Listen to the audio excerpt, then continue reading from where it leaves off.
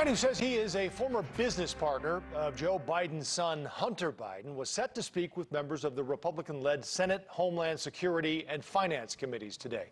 But lawmakers postponed it because the FBI asked him to sit down for an interview.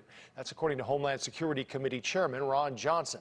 It is just the latest development in a complicated web of stories involving Hunter Biden and his business dealings. Some news outlets have covered the story from one side or the other. Tonight, we're going to give you both sides and just the facts, including what we do know and what we don't. We reached out to the FBI about this matter. The agency told us it is standard practice to neither confirm nor deny the existence of an investigation. The man who says he used to work with Hunter Biden is Tony Bobulinski. President Trump brought him to Thursday night's presidential debate as a guest.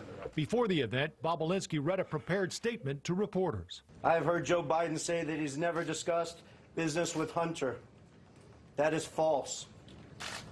I have firsthand knowledge about this because I directly dealt with the Biden family, including Joe Biden. President Trump then referenced Bobulinski's remarks during the debate. Why is it somebody just had a news conference a little while ago who was essentially supposed to work with you and your family, but what he said was damning? I have not taken a penny from any foreign source ever in my life. Joe Biden repeatedly defended the business dealings of his family and his son, and Hunter Biden has not confirmed whether Bobulinski worked with him, nor has the Biden campaign.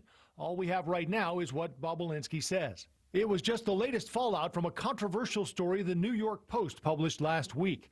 Among other claims, the Post reported emails from a laptop showed a Ukrainian gas executive in 2015 thanked Hunter Biden for the opportunity to meet with his father, Joe Biden, during an upcoming visit to D.C. The Biden campaign denies the meeting was ever on an official schedule. The newspaper reported it obtained those emails from President Trump's personal lawyer, Rudy Giuliani. According to the Post, a lawyer for Giuliani obtained the emails from the owner of a computer repair shop in Joe Biden's home state of Delaware after a customer dropped off a laptop for repairs and never picked it up or paid for the service of it. Now, to peel back another layer, the repair shop owner told the New York Post he couldn't identify the customer as Hunter Biden, but the laptop bore a sticker from the Beau Biden Foundation, named after Hunter's late brother. The Post also reports the repair shop owner turned over the computer to the FBI, but made a copy of its contents before turning that over to Giuliani's lawyer.